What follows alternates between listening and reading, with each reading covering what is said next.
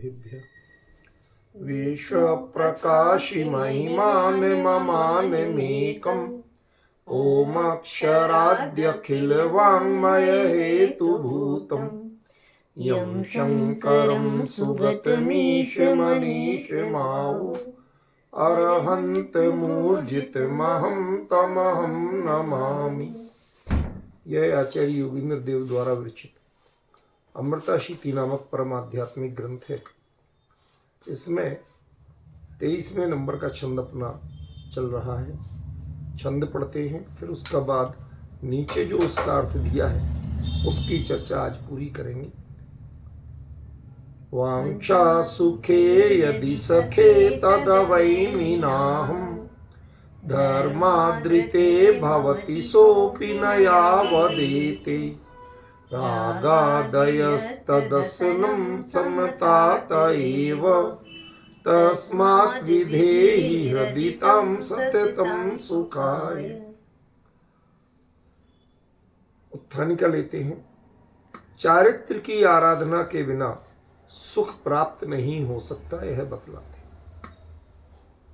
बात आ गई कि ये श्रद्धान की बात नहीं है, ये बात किसकी है? चारित्र मोह का विनाश करके समीचीन और परिपूर्ण चारित्र के लिए है। तो वही बात आचार्य ने कही है, चारित्र की आराधना के बिना सुख प्राप्त नहीं हो सकता, यह बतलाते हैं। अन्वयार्थ में देखिए, सखे हे मित्र, यदि सुखे वांक्षा, यदि सुख की आकांक्षा है, सुख प्राप्त करने की इच्छा है, तो अहम मैं यह अवैमी जानता हूं, इस बात को जानते हैं। आचार्य कह रहे कि तुम सुख चाहते हो। अब इस पर थोड़ा सा रुकना पड़ेगा। आचार्य ने कैसे जाना, कौन से सुख को जाना, ये बात आचार्य ने कैसे जानी, और दूसरी बात सखे क्यों कहा। कल ये सब चर्चाएं संकेत में ली थी। मैंने कहा था आगे अपन जब इसके विस्तार में जाएंगे तो ये सब करेंगे। देखिए, मैं एक एक करके इसका उत्तर देता हूं, थोड़ा ध्यान से सुनिए। नंबर 1, दोबारा सखे क्यों कहा। पहले सखे का मतलब मात्र सम्यक दृष्टि होना था। इस दूसरे सखे का मतलब जो चारित्र में उनके समकक्ष या उससे भी बेहतर होने के लिए जिसकी परिणति तत्पर है, तैयार है, ये उसके लिए सखे कहा। पहले मात्र आत्मानुभूति की दृष्टि की समानता के कारण सखे कह दिया था। अब वो चारित्र की प्रगाढ़ता में लगभग बराबर होना या उससे भी बेहतर होना चाहता है, इसलिए सखे कहा। ठीक है, हमें पॉइंट समझना पड़ेगा। देखिए विजय भाई साहब, आजकल वैसे ही जो छपा है वही चलता है, वही पढ़ के लोग तसल्ली कर लेते हैं। प्रश्न करने को तैयार नहीं, उत्तर लेने को तैयार नहीं। यदि मान लो जो आचार्य योगेंद्र देव ने लिखा था वही पर्याप्त था तो टीका की क्या जरूरत थी, और जो टीका में लिखा गया वह पर्याप्त था तो हमें आज चर्चा की क्या जरूरत थी। यदि टीका जरूरी थी तो आज की चर्चा भी जरूरी है। समझ में आया कि नहीं? हमारी चर्चा का केंद्र बिंदु क्या, इस पर फोकस है। क्या है हमारी चर्चा का केंद्र बिंदु? है कि पहला पॉइंट कि जो सखे शब्द इन्होंने अब प्रयोग किया, तो ऐसे संबोधन तो उन्होंने पहले भी दिए। भ्रात, समझ गया ना, कई संबोधन दिए उन्होंने, लेकिन सखे संबोधन एक बार दे चुके थे। जो संबोधन वो एक बार दे देते हैं, नॉर्मली द्वारा रिपीट नहीं करते। इस संबोधन को आचार्य देव ने रिपीट किया। तो इसका मतलब है कि मित्रता दो तरह की हो जाती है क्या? एक आपको एक आधे मिनट के लिए थोड़ा फिल्मी डायलॉग सुना देता हूं। दो मित्र थे बचपन के, एक की लड़की थी, एक की लड़का। बच्चे बड़े हो गए तो दोनों बैठ के बात करते हैं मित्र हम समधी बन जाए क्या?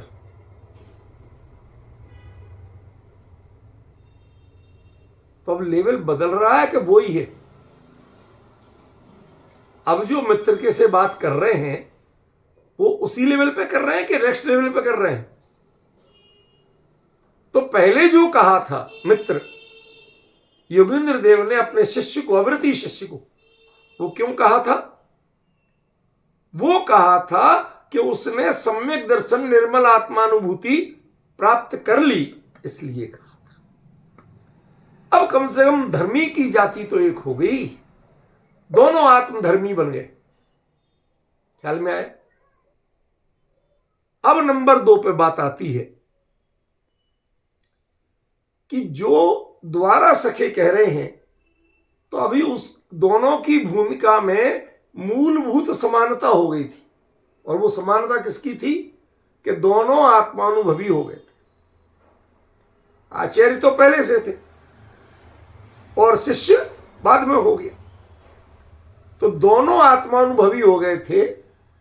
उसके आत्मानुभवी होते ही उन्होंने उसको सखे कह दिया कि भाई हमारा आपका लेवल एक हो गया। किस रूप में? श्रद्धा के स्तर पर सही, लेकिन हुआ तो ये बात मान ली। उसके बाद आचार्य ने अब जो कहा, वो क्यों कहा, इसके पीछे गहराई है।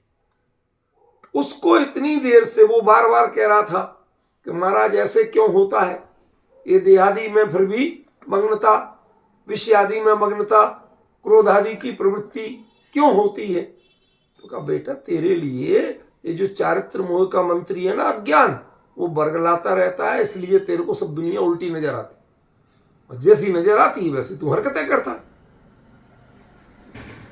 तो महाराज इसका और इलाज करो, हम परेशान हो।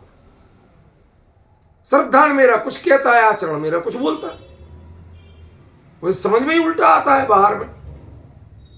तो मुझे इसका इलाज करो, मुझे नहीं चाहिए। तो जो तैयार था, मेंटली प्रिपेयर्ड हो गया कि हाँ भाई मुझे इस चारित्र मोह का इलाज करना है, उसकी भूमिका बनी। बनते बनते बनते बनते अब समता के उस पे आ गए कि देखो तुझे चारित्र मोह का इलाज करने के लिए कोई चारित्र का पालन नहीं करना।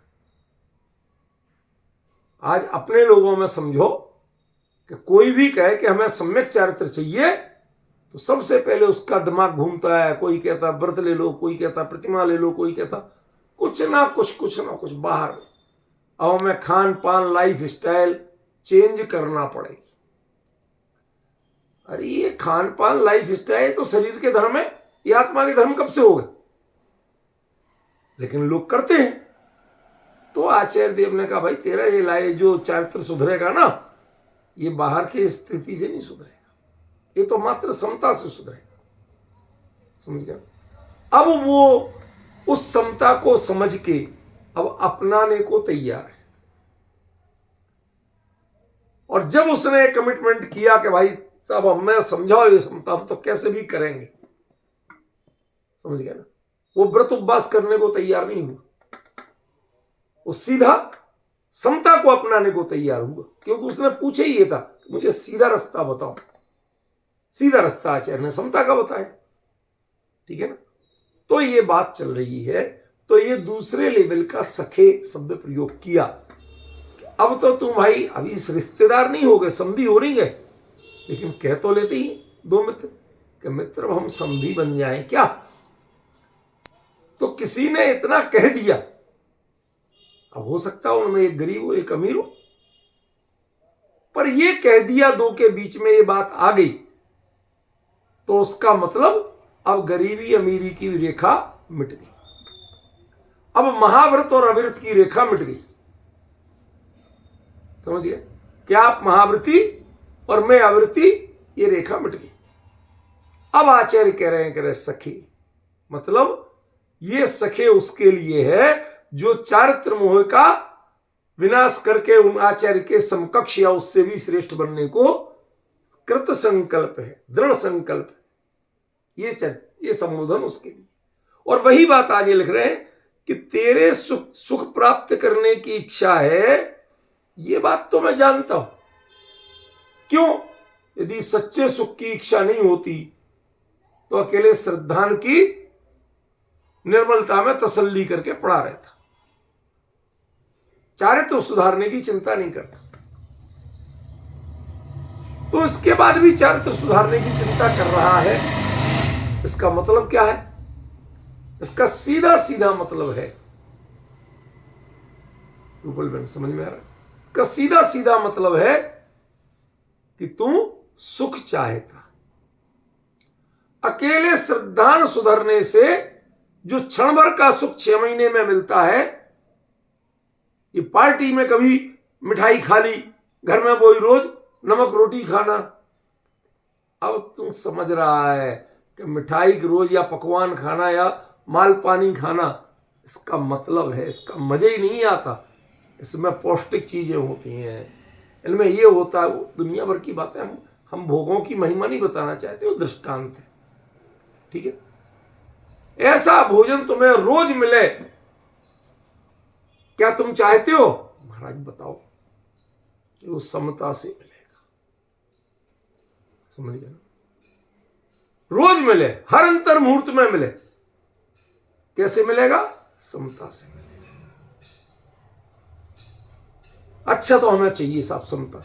अब समता चाहिए का मतलब सुख चाहिए। कौन सा सुख चाहिए? जो चारित्र मोह के अभाव से प्राप्त होता है, बढ़ता है, वो सुख चाहिए, ठीक है ना?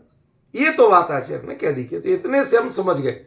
लेकिन उसके बाद में उन्होंने कहा कि तद सुखम, वह सुख धर्मादृते, धर्म के बिना ना भवती, नहीं होता है। अब इस पॉइंट को थोड़ा सा समझ। सुख धर्म के बिना नहीं होता है, ये अभिप्राय क्या है यहां कहने का? आप तो बात समता की कर रहे थे। समता की बात करते करते बीच में धर्म की बात कहां से आ गई? अब आप लोग क्या है, थोड़े बड़े लेवल के लोग हैं ना, तो मेरे छोटे छोटे स्टेटस पढ़ते नहीं, वरना इसका उत्तर आज दिया है। मुझे पता था क्या चर्चा आने वाली है, मैंने उत्तर तो दिया है आज। लेकिन बड़े ज्ञानी लोग छोटी मोटी बातें नहीं पढ़ते हैं, इसलिए पकड़ में नहीं आया, आपने इग्नोर कर दी। उसमें साफ दिया है कि कोरी भावना करना और साधना करना, दोनों में जमीन आसमान का अंतर है। जब बच्चा एडमिशन लेता है तो वो भी क्लास में, यूनिवर्सिटी में टॉप आना चाहता है। ये भावना करने में सिर्फ भाव नहीं करना और कुछ नहीं करना। लेकिन यूनिवर्सिटी टॉपर बनने के लिए जब साधना करने चलेगा तो उसकी सोच भी बदलेगी, लाइफ स्टाइल भी बदलेगी, समझ गया ना? फिर पढ़ाई को कैसे पढ़ना, लिखना कैसे, एक एक नंबर के लिए लड़ाई होती है, वो कैसे मेरा परसेंटेज सबसे ऊपर आए, वो हर बारीकी सीखना चाहता है, समझ गए? तो आज हमारे लोगों में सबसे बड़ी कमी क्या हो गई? समता को हमने भावना तो बना लिया, साधना नहीं बना। साधना का मतलब है धर्म, धारण करने का मतलब है धर्म। यद ध्रियते तद धर्म, जो धारण किया जाए उसका नाम धर्म है। जिसकी बातें की जाए तो बातें खूब करते रहो। लोगों के यहाँ प्रोग्राम हो लेते, फिर आराम से उनकी घंटों, महीनों, सालों चर्चा करते। रूपल मैंने सुनाती, अरे ऐसा पाठ हुआ, ऐसा हुआ, घर में ऐसा लग रहा था, मंदिर से ही बड़ी, और दुनिया भर के फला आए थे, उन्होंने ऐसा कहा, चलता रहता। अब कुछ हो रहा क्या? कुछ नहीं, वो हो गया, उसकी चर्चा चल रही। कभी मौका मिला तो हम ऐसा नहीं ऐसा करेंगे, ये भावना कर रहे। हो क्या रहा? जो हो गया वो नहीं हो रहा, और जो करना चाहते वो नहीं हो रहा। तो आचार्य ने सीधा सीधा उत्तर दिया कि यदि सुख चाहिए ना, बेहतर सुख चाहिए ना, जो तुझे ना कभी में क्षण भर को मिलता है, यदि बेहतर सुख चाहिए तो ध्यान रख।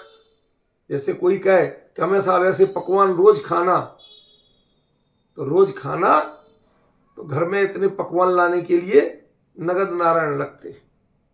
तुझे अपनी कमाई बढ़ाना होगी। बिना कमाई बढ़ाए ये रोज पकवान नहीं बन सकते। ये हो सकते? नहीं हो सकते ना। यही बात कह रहे। जैसे कमाई बढ़ाए बिना पकवान रोज नहीं खाने को मिलेंगे, ये कहते हैं दुनिया में, ऐसे ही आचार्य कह रहे हैं कि जब तक धर्म नहीं करोगे तब तक तुम्हें सुख नहीं मिलेगा। महाराज बताओ कौन सा धर्म करना है? कोई धर्म नहीं करना। जो तुम समता की बात कर रहे हो उसको धारण करना। अभी तक तुम क्या कर रहे हो? बातें और भावना तो कर रहे हो। दिन रात मेरे स्वामी में भाव ना ये भाऊं, देहांत के समय में तुमको ना भूल जाऊं।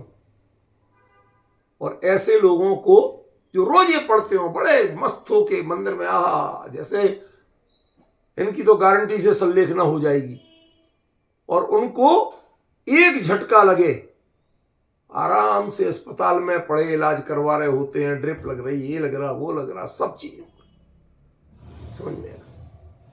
क्यों होता है ऐसा?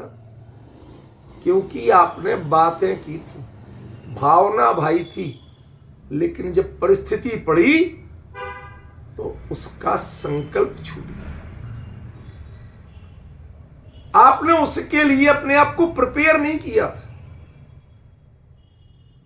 यदि संलेखना वास्तव में आपका संकल्प होगा तो मैं बताऊं क्या अंतर पड़ेगा। दृष्टांत है, सिद्धांत नहीं। क्या अंतर पड़ेगा? सबसे पहले आपकी आहारचर्या बदलेगी। मीठा खाना कम होगा, तला हुआ खाना कम होगा, बार बार खाना कम होगा। समझ में आया? बीच बीच में एकासन और उपवास की प्रवृत्ति बढ़ेगी। क्यों? अरे कभी नहीं मिला, नहीं ले पाए, कोई खेद नहीं, कोई मन में विकल्प नहीं। उसका पूर्वाभ्यास तो करोगे। समझ रहे ना? जैसे संलेखना का जिसको लेना हो वो उसके लिए अपने को मेंटली प्रिपेयर करता है। गांव में ही जाना है तो सिंपल टैक्सी देखता है, ऑटो देखता है, सिटी बस देखता है, मेट्रो देखता है। लेकिन अपने शहर से लेके और दूसरे दूर शहर में जाना हो तो भाई फिर ट्रेन देखता है, फ्लाइट देखता है। आपको जाना कहां है उसके हिसाब से आप मोड ऑफ कन्वेंस देखोगे कि नहीं देखोगे, उसकी बुकिंग कराओगे कि नहीं कराओगे। और यदि विदेश जाना हो तो भैया फिर तो पासपोर्ट वीजा भी लग गया लाइन में, पहले ये कराओ। हुआ कि नहीं हुआ? समझ में आया पवन जी? ये अंतर पड़ेगा आपको, और इस अंतर के लिए आपको मेंटली प्रिपेयर रहना पड़ेगा। अब आप खाली बातें करें, हाँ साहब हम विदेश भी घूमना चाहते हैं, घुमा दो। बहुत सालों, 40 साल करीब हो गए। एक कोई बोले हमसे, सर आप लॉस एंजल्स चलेंगे? हम लोग जा रहे हैं वहां। यहां चलेंगे? कहते चिंता नहीं हो, टिकट विकट हम करा देंगे, चलो। चलोगे? चलेंगे। ठीक है। अब उन्होंने कहा भाई साहब वो टिकट वगैरह करा, हमें करा लो, हमें क्या एतराज। उन्होंने कहा कि वो पासपोर्ट चाहिए वीजा के लिए, वो तो नहीं बना। अब बताओ आप हमें क्या कितना समझदार मान रहे? अमेरिका जाने के लिए तैयार, पासपोर्ट ही नहीं है। यही नहीं जानते कि विदेश जाने में पासपोर्ट लगता। अब डिफरेंस समझ में आ रहा कि नहीं आ रहा? अरे आप मेंटली प्रिपेयर्ड हो या नहीं हो? यदि आपने उसके लिए अपने आप को मानसिक रूप से तैयार किया है तो आपको पता होना चाहिए कि उसकी प्रक्रिया में क्या क्या होता है। संलेखना धारण करना है तो संलेखना के साधक को आहार विहार और निहार की चर्या कैसी करना चाहिए ये उसे पहले पता होता है। नहीं पता होता है तो सीखता है। वो पुण्य बांधने के लिए नहीं सीखता है। पवन जी, संलेखना के समय मेरे लिए शांति से संलेखना हो, मैं पराधीन नहीं पड़ जाऊं, इसके लिए सीखता है। आपके लिए एक गिलास पानी चाहिए, आप झट से बच्चों से बोलते हैं। ध्यान रखना, पहचान लेना, जिसको संलेखना ले ली होगी वो अपने हाथ से उठा के पानी पिएगा, वो नहीं लेगा, किसी से नहीं मांगेगा। दूसरे के घर की नहीं कह रहा हूं, अपने घर की। आपको कोई चीज चाहिए, वो वहां से उठा लाना, जरा दे देना, वो नहीं कहेगा, वो उठेगा और उठ के लेके आएगा। आज आपको कुछ ऐसी जानकारी दे रहा हूं, संलेखना है, दृष्टांत जरूर है, लेकिन दृष्टांत के माध्यम से ही तो सिद्धांत समझेंगे। जो व्यक्ति बाहर में रईसी और सुख का गुलाम बने, लिख के ले लेना, वो जितनी चाहे बातें करे, वो संलेखना नहीं लेना चाहता। पवन जी, जब तक ये दाल बाटी चूरमा बढ़िया लगेंगे और आए सप्ताह में एक दिन तो चाहिए कम से कम, भाई साहब 6 दिन तो चला लेंगे पर एक दिन तो चाहिए, समझ लेना आप संलेखना के लिए प्रिपेयर्ड नहीं हो मेंटली। नहीं, मजाक नहीं कर रहा हूं मैं, सीरियसली कह रहा हूं। क्योंकि वो जितना घी जितना मीठा वो एक दिन में जाता है, वो तुम्हें 15 दिन के लिए मेहनत चाहिए जब बैलेंस होगा, और तुम 7 दिन में खाना चाहते हो। इसका मतलब क्या है? समझ रहे हो कुछ? इसका मतलब है तुम संलेखना के लिए तैयार नहीं हो। तुम्हें पूजन की थाली लगा के देने वाला चाहिए,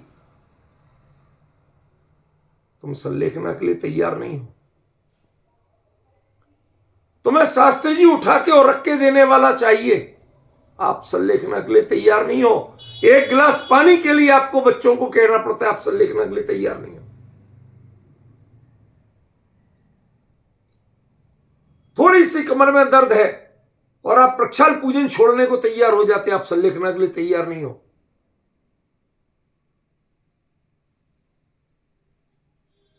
अरे संलेखना का मतलब क्या होता है? शरीर कमजोर भले ही पड़े, लेकिन हमारा संकल्प कमजोर नहीं पड़े। संलेखना दूसरे दिलाते नहीं है, खुद ली जाती है। तुम क्या करोगे? वो तो वही हो जाएगा जैसे तुम्हारे यहां पर अभी घर में रईसी दिखाते हो, वहां पर रईसी दिखाओगे। साहब मुनिराज लाला के दे हमारे लिए। अरे वो आते हैं आपके परिणामों की सुरक्षा के लिए, वो आपको खाना पीना देने के लिए नहीं आते। निर्यापक का अर्थ किसकी निर्यापना करना? भावों की शुद्धि की या देह की? वो देह में सहयोग करते हैं, कितना कि तेरे भाव नहीं बिगड़ पाए, और तुझे यदि उससे सेवा कराने का मजा आने लगे तो, खोटा दृष्टांत दे रहा हूं, क्षमा करना मुझे। कोई व्यक्ति अस्पताल में है, नर्स आती है, वो आराम से पूछती है कहां तकलीफ है, क्या है, वो छू के भी देखती है। इधर पे हो रही है, ठीक है मैं लिख दूंगी, डॉक्टर साहब को बता दूंगी आपकी ये परेशानी। आप उसका मजा लेने लगे तो फिर नर्सिंग करेगी वो? संलेखना की भी यही स्थिति है। वो अपनी, जब तक वो जानते हैं कि इसे तकलीफ है और इतना मदद करने से इसके परिणाम पवित्र बने रहेंगे, उतना करते हैं। वैयावृत्ति उसका नाम है, वैयावृत्ति तुम्हारी सुविधा का नाम नहीं। कितना सहारा देना कि परिणाम संभले रहे, उतना सहारा देना। तुम्हारे परिणाम प्रमादी बन जाए तो ज्ञानी जो निर्यापक होगा वो कतई सहारा नहीं देगा, कहेगा अपने आप करो। क्या कहेगा? अपने आप करो। तो तुम निर्यापक काहे के बने थे? निर्यापक थे तुम्हें बताने के लिए, तुम्हारे परिणाम संभलवाने के लिए। यदि तुम्हारे परिणाम बिगड़ रहे हैं तो तुम्हारे परिणामों को संभलवा रहा हूं कि अपने आप करो। निर्यापक का यह अर्थ नहीं होता है कि वो आपकी नौकरी करे। वो बहुत विवेकी होता है। कितना करना और कितना नहीं करना, उसके करने के और नहीं करने के दोनों के पीछे एक ही विवेक काम करता है कि तेरे परिणाम सही बने रहे। उसने निर्यापना स्वीकार किए आपके परिणामों की विशुद्धि के लिए, उसने देह की सेवा के लिए नहीं किया निर्यापना स्वीकार। समझे कि नहीं? ये दृष्टांत भी बड़ा रहस्यपूर्ण है, गंभीर है। वो नहीं, मैंने एक बार इस पर लिखना शुरू किया था कि संलेखना की साधना सहज कैसे हो, इसके लिए हमें पहले क्या करना पड़ेगा। वो अभी अधूरे हैं, 2-3 आर्टिकल उसके बने थे, आप लोगों को भेजे थे, अब तो भूल भाल गए होंगे। अब जब बाबूजी के स्मृति ग्रंथ के बाद संलेखना की बुक आएगी तब वो सारा मैटर मिलेगा लिखा हुआ। ये पॉइंट दिए रूपल बहन मैंने कि संलेखना की बुक पढ़ने से संलेखना नहीं हो जाएगी, निर्यापक जुटाने से संलेखना नहीं हो जाएगी। तुम्हें पता होना चाहिए कि तुम संलेखना ले भी पाओगे कि नहीं ले पाओगे। फोटो और वीडियोग्राफी में संलेखना दिखना अलग चीज है और परिणामों के निरीक्षण में संलेखना दिखना अलग चीज है। केवली की नजरों में और आपकी नजरों में यदि संलेखना नहीं है तो वो संलेखना नहीं। समझिए, हजारों लोग आ रहे साहब, इससे क्या हो गया? आपकी संलेखना हो जाएगी यदि आपकी दृष्टि इन पे पड़ी है कि कौन कौन आया। अभी एक महाराज यहां थे दिल्ली में, उनने संलेखना ली, यही लग रहा था कौन आया कौन आया कौन आया। तो संलेखना हो रही थी, राजा महाराजा शाही हो रही थी, और क्या विलासिता हो रही थी। शरीर की स्थिति जो हो रही सो हो रही, लेकिन तुम्हारा उपयोग अपने परिणामों की शुद्धि पे नहीं जाके लोगों के आवागमन और मान कसाई की पुष्टि पे जा रहा है। तो भाई साहब, वीडियोग्राफी में संलेखना आ रही है लेकिन केवली के ज्ञान में संलेखना नहीं आ रही। संलेखना के साधकों के तो जैसे कहते ना, होनहार विरबान के होत चीकने पात, पूत के लक्षण पांवों में दिखते हैं। ऐसे संलेखना के साधनों की हरकतें पहले पता चल जाती हैं कि ये संलेखना ले भी पाएगा कि नहीं ले पाएगा। बातें करना बहुत आसान, भजन पढ़ना बहुत आसान है, दिन रात मेरे स्वामी में भावना ये भाऊं। ऐसी समता के लिए भावना भाना अलग चीज है, लेकिन यदि धारण करने की बात नहीं है दिमाग में तो तुझे सुख मिलने वाला नहीं। वांछा सुखे यदि सखे तदवैमी ना हम धर्मादृते न भवति। वो धर्म के बिना नहीं होता।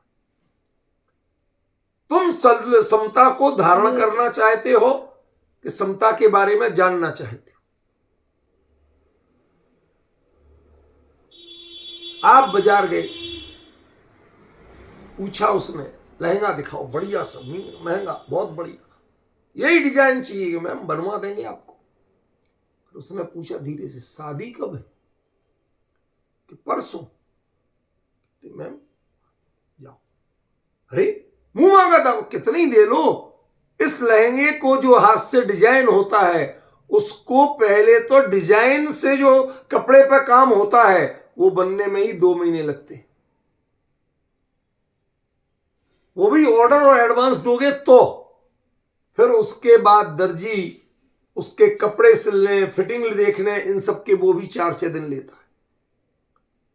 और सब कुछ हो जाएगा तो तुम्हें अभी प्रैक्टिस नहीं है। मैं जो वेडिंग लहंगा की कितना वजन होता, कैसे चलोगे, तो हम तुम्हें इस सब के लिए 4 दिन प्रैक्टिस कराएंगे कि सीढ़ी चढ़ना हो तो तुम कैसे चढ़ना है इतने भारी लहंगे में। अंदर प्लास्टिक की टाने लगी होती हैं, डंडियां चुभती हैं बुरी तरह।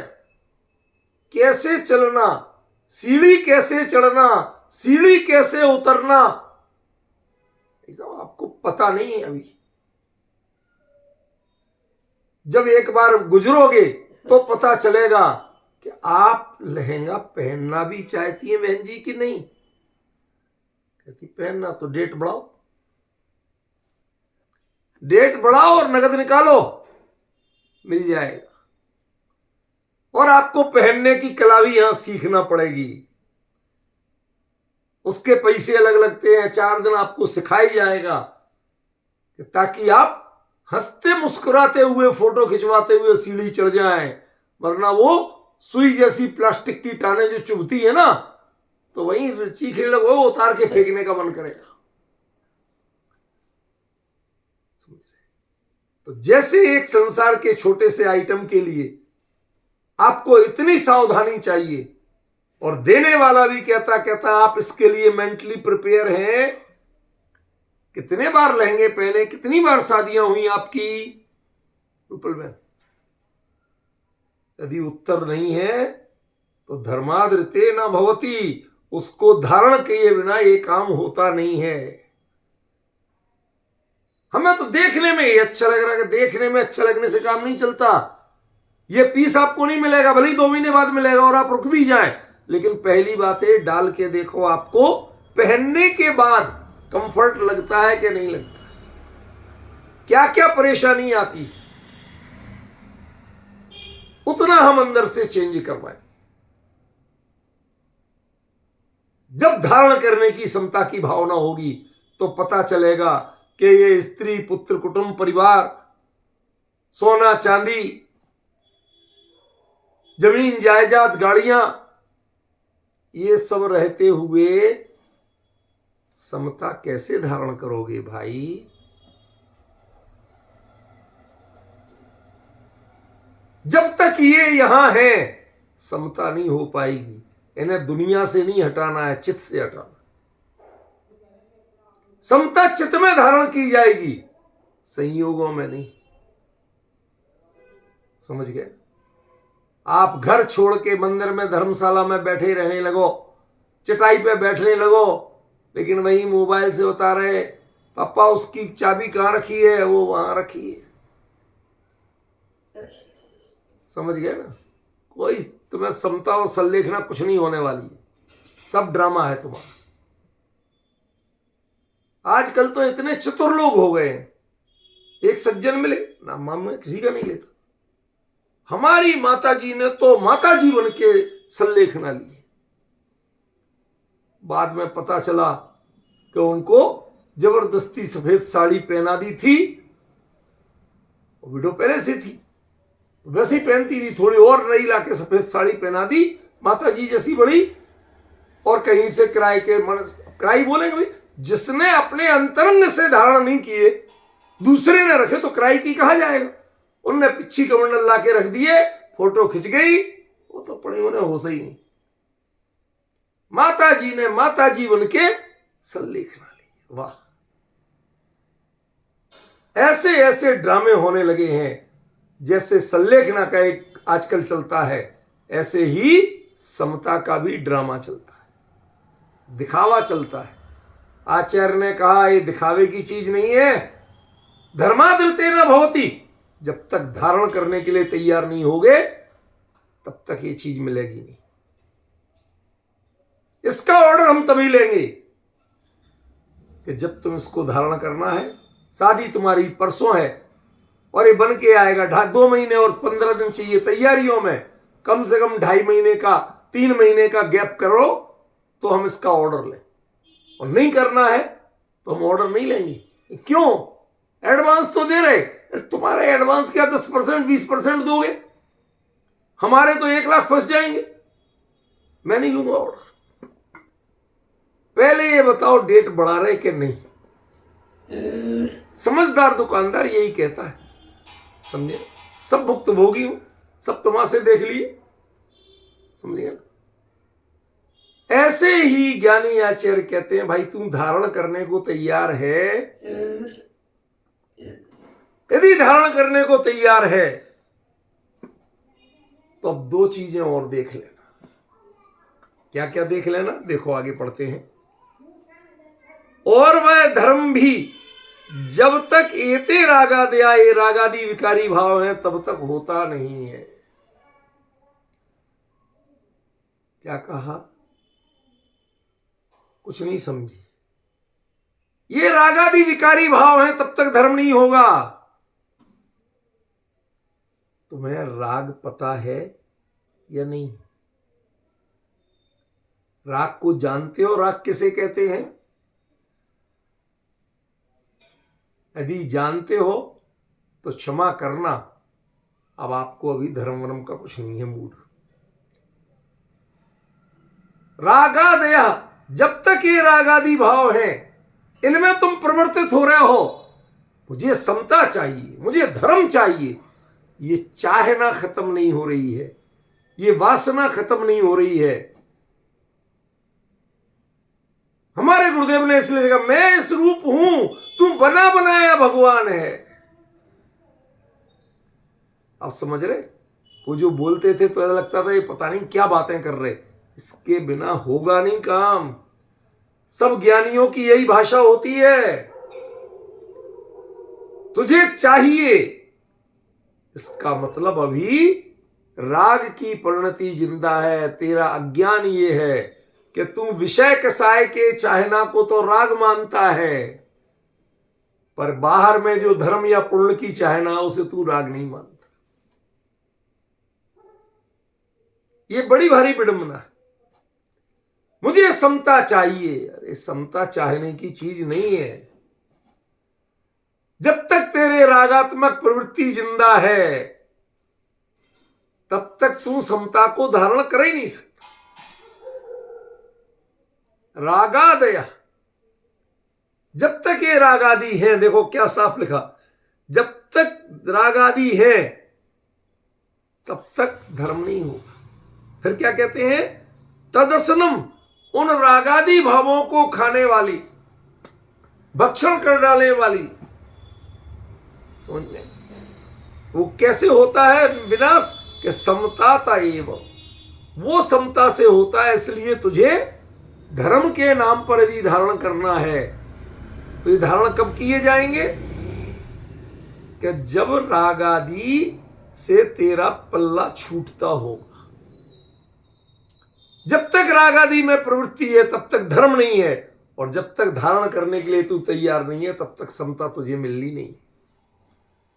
भावना करते रहो भाई साहब, हम ऐसा हो जाए, ऐसा हो जाए, ऐसा हो जाए।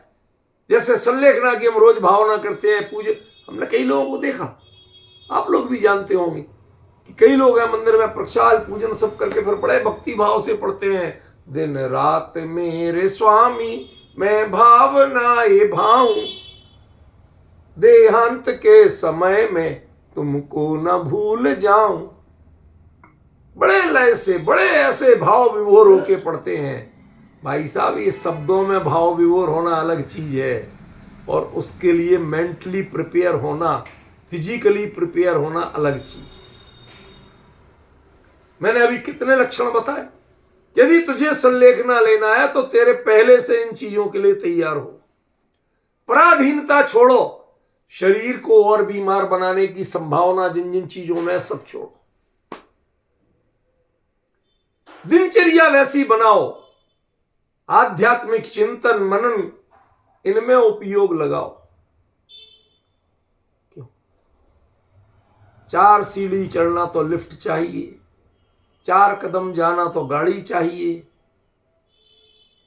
हिम्मत करो कि जिन मंदिर जाना, रूपल बहन को नहीं कह रहा हूं, उनका तो 50 किलोमीटर दूर है, ये तो फिर सुबह की शाम पहुंचे नहीं,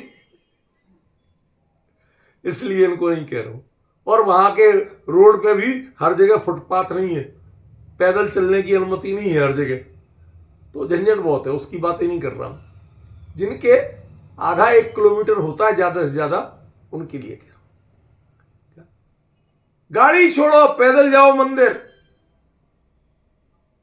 समझ में? थोड़े बहुत सर्दी गर्मी हो तो पंखा हीटर के आसरा करना छोड़ो, अंदर की ऊर्जा बढ़ाओ। ये सारी प्रक्रियाएं ये बताती हैं कि तुम संलेखना ले पाओगे कि नहीं, तो तुम समता धारण कर पाओगे कि नहीं। कि रागादयस्तदसनम, वो समता तुम्हें यदि लेना होती तो रागादि को खा जाने वाली है। वो आ रही होगी तो समता रागादि रहना ही नहीं है। एक सज्जन बोले हमसे, हमारे यहाँ प्रोग्राम में राष्ट्रपति आ रहे हैं। हम कितने दिन बाद प्रोग्राम है? कि 4 दिन बाद। हमने कि पुलिस वेरिफिकेशन हो गया? तो वो तो नहीं हुआ अभी। कौन कौन आपके मेहमान आएंगे उस प्रोग्राम में, उसके नाम, एड्रेस, मोबाइल नंबर, सारी चीजें पुलिस में चलेंगी? नहीं, वो तो अभी कुछ नहीं हुआ। तो तुम्हारे यहां नहीं आ रहे राष्ट्रपति, क्योंकि वो तो 15 दिन पहले आपकी डिवरी टाइट कर देते हैं आके। भाई साहब पहले लिस्ट दो, किन किन को बुलाओगे। उन सबके हम फोन करके उनका एड्रेस, लोकेशन सब चेक करेंगे, उनका क्रॉस रिकॉर्ड चेक करेंगे, कहीं ऐसा तो नहीं कि वो आतंकवादियों से संबंधित रखते हो। आपको पता है कि नहीं? हमने तो पता रखना है, हमारी तो ड्यूटी है, हमारे राष्ट्र के प्रथम नागरिक आ रहे। यही बात यहां कह रहे हैं कि तुम्हारी प्रणति में रागादियों की प्रवृत्ति तो नहीं है। हमारे राष्ट्रपति जहां आते हैं वहां आतंकवादी नहीं चलते हैं, आतंकवादियों से संबंध रखने वाले नहीं चलते हैं, वो नहीं आ सकते। तो समता जहां आती है वहां रागादि नहीं आते। अब बताइए, आपकी रागादि में प्रवृत्ति है?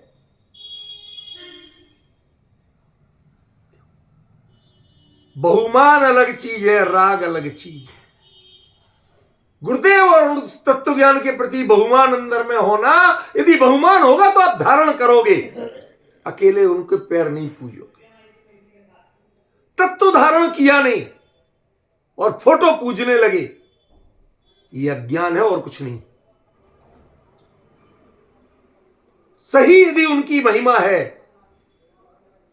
तो उनके तत्व को, उनके मार्ग को वो हृदय में धारण करना सीखो, परिणामों में धारण करना सीखो, उसे जीवन में अपनाना सीखो, तब हम मानेंगे तुम उनके सच्चे भगत। वरना पॉलिटिक्स के लिए तो बहुत सारे भगत मिल जाते हैं। चुनाव के सीजन में बहुत सारे लोग किसी किसी के हो जाते हैं। सबको पता है कि वो जो जय जयकार लग रहा है ना, वो नोट कितने मिल रहा है उसका जय जयकार लग रहा है, वो किसी का भगत नहीं। हम स्वार्थों के लिए जय जयकार लगाते हैं। वास्तव में यदि हमें परमार्थ की साधना करना है तो हम बाहर की जय जयकार की जगह उनके गुणों को, उनके आदर्शों को, उनके सिद्धांतों को अपने जीवन में अपनाएं।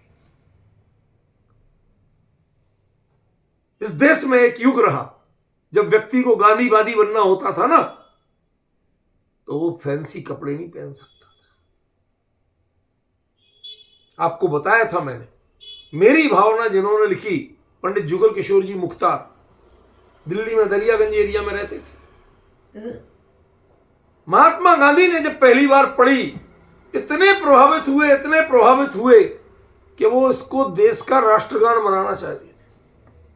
जो जनगण मन है ना, इसकी जगह उन्होंने मेरी भावना चुनी थी।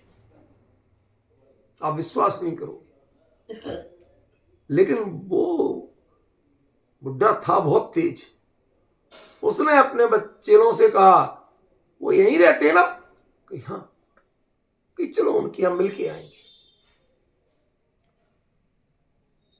अब वो चल दी, पहुंचे दरियागंज, चल के जा रहे धीरे धीरे। पूछा कहाँ है? कि वो बैठे हैं घर के बाहर, कुर्सी डली है, नौकर बैठा है, पंखा चल रहा है, बढ़िया जोधपुरी टाइप के कीमती सूट में बैठे हैं। कि ये है? कि चलो वापस। क्या हुआ बापू, मिलना नहीं है? कि मिल लिए ना। कि कहां मिले, वो तो इतनी दूर है। कहते जो उन्होंने लिखा वो उनके जीवन में नहीं। मुझे ऐसे व्यक्ति का चाहिए जो बात लिखता है उसकी संवेदनाएं उसको प्रभावित की हो, कभी कहीं ना कहीं तो अंदर छुआ हो। ये मेरी भावना आज राष्ट्रगान होता यदि वो कहते गांधी का अनुयायी, वो गांधीवादी नहीं होता, वो खादीवादी भी होता।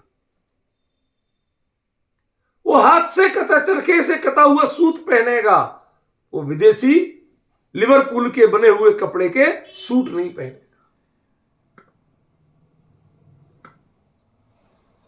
मैं कोई राजनीति नहीं कर रहा, मैं तो एक बात बता रहा हूं ये, और ये बिल्कुल यथार्थ बात, इसमें कोई मिलावट नहीं, समझे? तो ऐसे ही जिसको समता चाहिए, तो यहां आचार्य कहते हैं उसको धारण करने के लिए पहले राग आदि घटा रहे कि नहीं घटा रहे? राग आदि के प्रति तुम्हारा रुझान टूट रहा कि नहीं टूट रहा?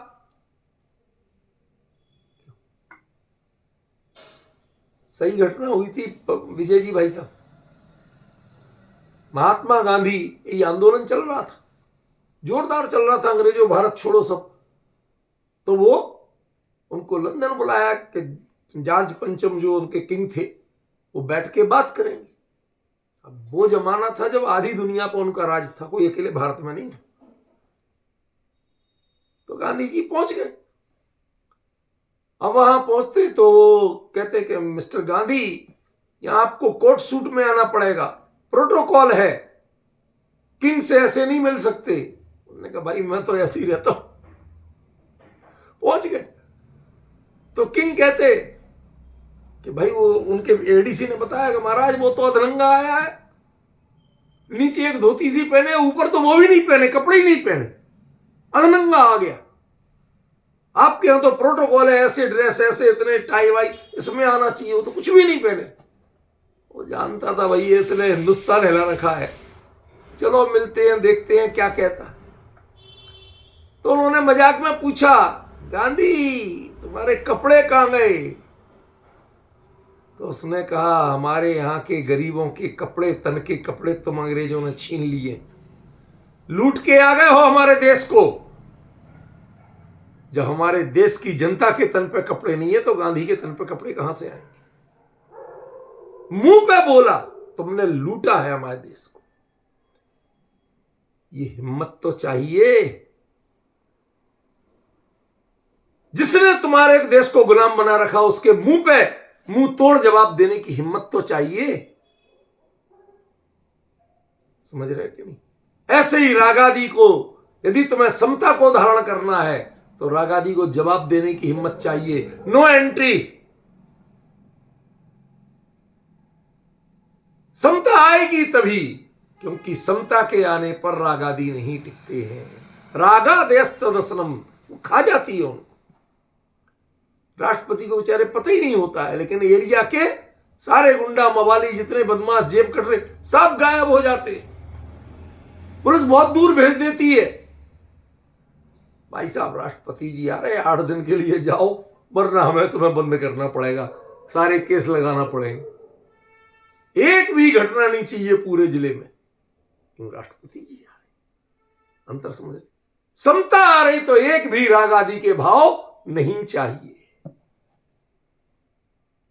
देखो, रागादि भावों का विनाश समता से ही होता है। इसलिए हे जीव, उस समता को सततम निरंतर हृदय में विधेयी धारण करो। समता को धारण करो माने वो तो रागादि की विरोधी है, मतलब रागादि को दोबारा घर में चित्त में नहीं घुसने देना।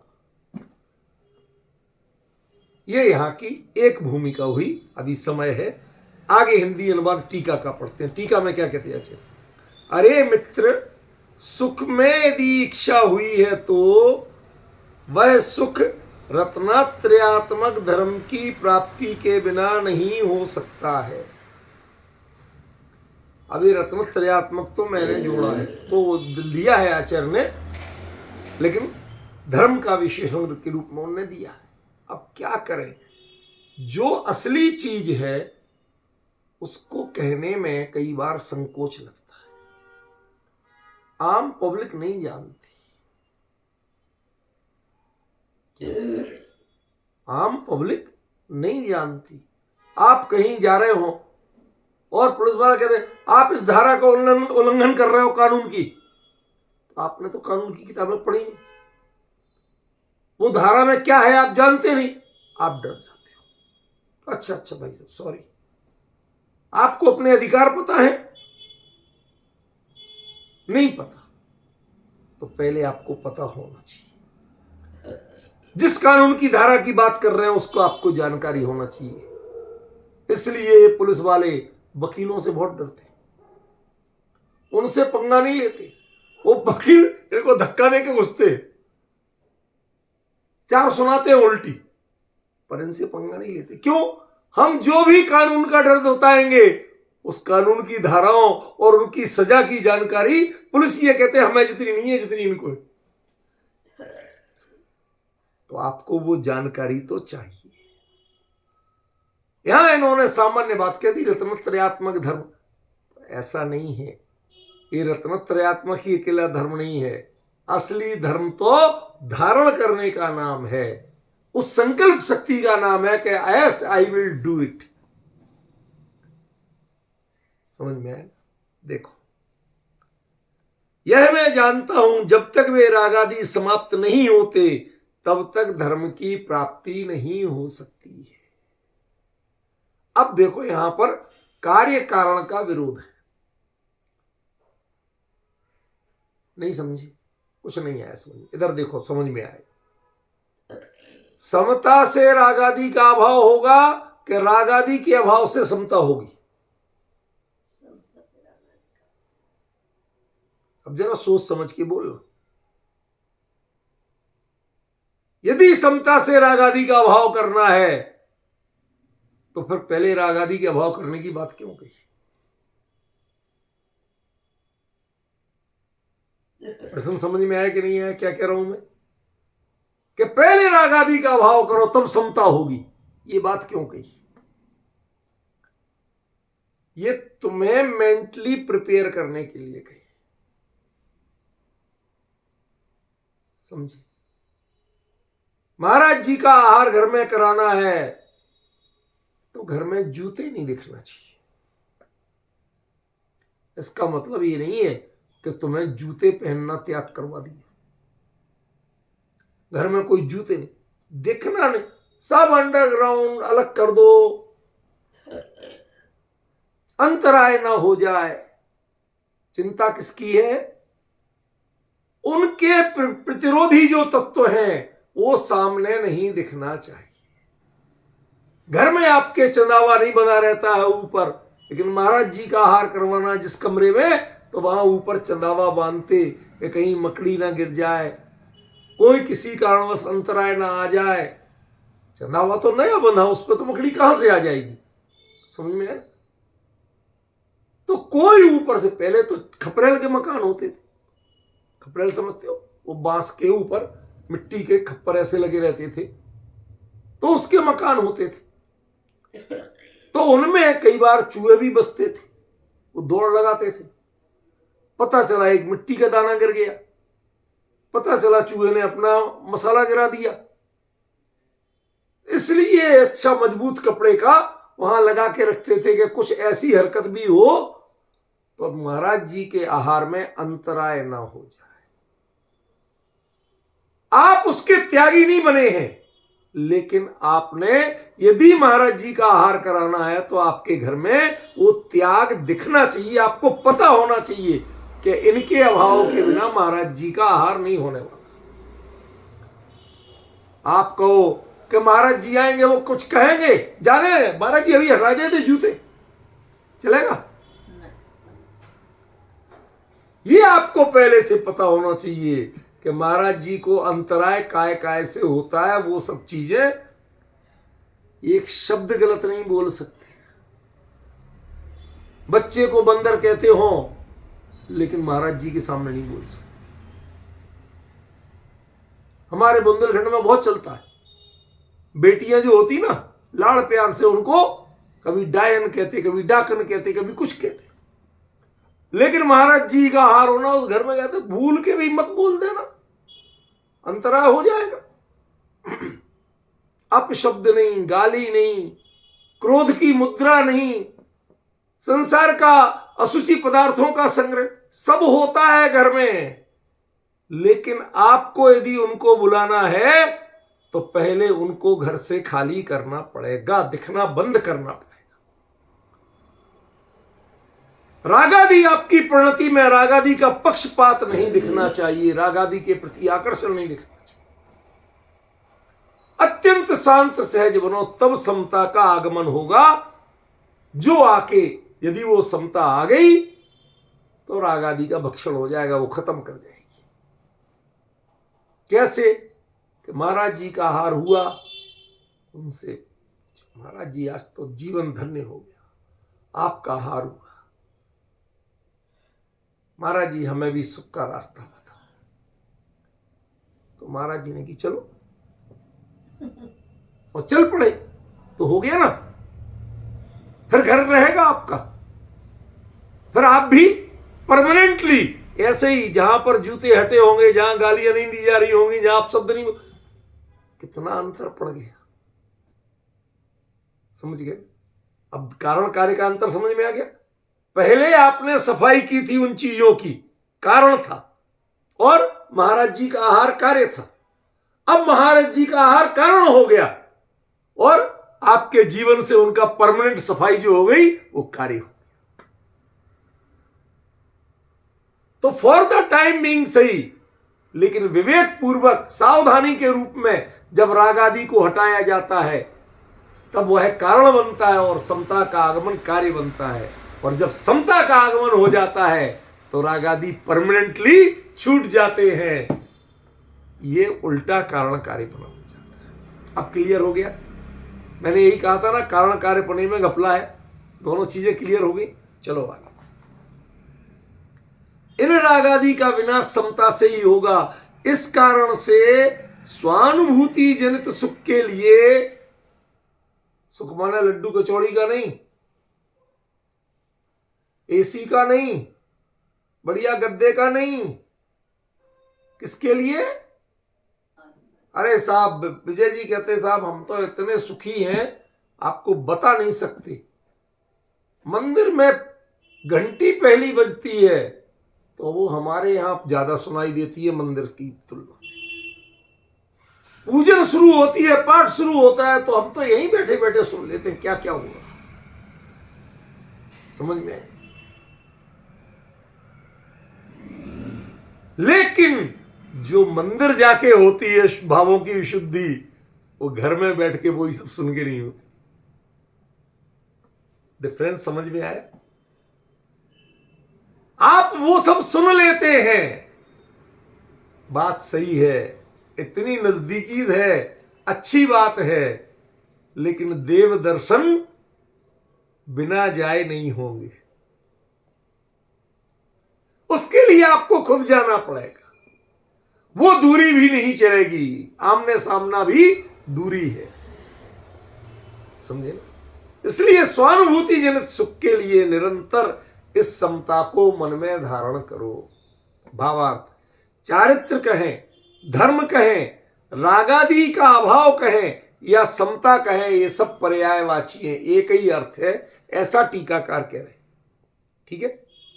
इसलिए निश्चय समता रूप निजात्मा आराधना निरंतर करते रहना चाहिए। अब वो इनने समता में वही निश्चय व्यवहार वाली बात ले आए। ठीक है, अब चलता है, दुनिया में चलता है, आचार्य ने लिखा, हम उनको इस बात पे हम विरोध नहीं कर सकते। ठीक है ना? अब जो मैंने लिखा था वो पढ़िए। प्रस्तुत पद्य में आचार्य समता के महत्व पर पुनः प्रकारांतर से प्रकाश डाल रहे हैं। मैंने पहले भी कहा था, अब नए ढंग से बात कर रहे हैं। वो क्या है? लोगों को लगता है कि निजात्मा का अनुभव या शुद्धोपयोग रूप समता की आराधना मात्र से तो काम नहीं चल जाएगा, आत्मा की बातों से तो काम नहीं चल जाएगा। चारित्र की शुद्धि रागादि अभाव के लिए कुछ तो करना पड़ेगा। व्रत करो, बहु दिमाग में बैठा हुआ है ना, उसका उत्तर है। उनकी भ्रामक धारणा का सुंदर निराकरण निष्कर्ष रूप में दिया है कि धर्म, चारित्र या रागादि का अभाव सब समता के ही पर्यायांतर माने पर्यायवाची हैं, उसमें ही अंतर्भूत हो जाते हैं। समता आ गई माने धर्म भी आ गया, चारित्र भी आ गया, रागादि का अभाव भी आ गया। अतः धर्म चारित्र की शुद्धि या रागादि के अभाव के लिए अन्य प्रकारांतर के अन्वेषण किया, और कुछ खोजना नहीं है, कुछ नहीं चाहिए। किसी के पास गाड़ी बंगला कुछ नहीं, पर अकाउंट में 2.5 अरब रुपए। क्या कहोगे विजय जी? अब लड़के के पास मकान नहीं है, गाड़ी भी नहीं है, अरे पैसे से सब आ जाएगा भाई। 2.5 अरब जिसके बैंक बैलेंस है, नहीं है नहीं लिया हो, क्या हो, भूल जाओ तुम, इतना है माने सब है। ऐसे ही समता है माने सब है, और समता नहीं है माने कुछ नहीं। किसी के पास पैसा नहीं है तो मकान भी ये किराए का हो, बैंक में तो जीरो है। समझ गया ना? समता ही आपका असली बैंक बैलेंस है, ये बता रहे आचार्य जी। अतः धर्म चारित्र की शुद्धि और रागादि के अभाव के लिए अन्य प्रकारांतर के अन्वेषण आवश्यक नहीं है। मात्र निजात्मा आराधना से ही सबकी सिद्धि हो जाएगी, जिनका नामांतर समता है। अभी विषय बचा है पर समय हो गया, तो समय का उल्लंघन नहीं करूंगा, बाकी चर्चा करें।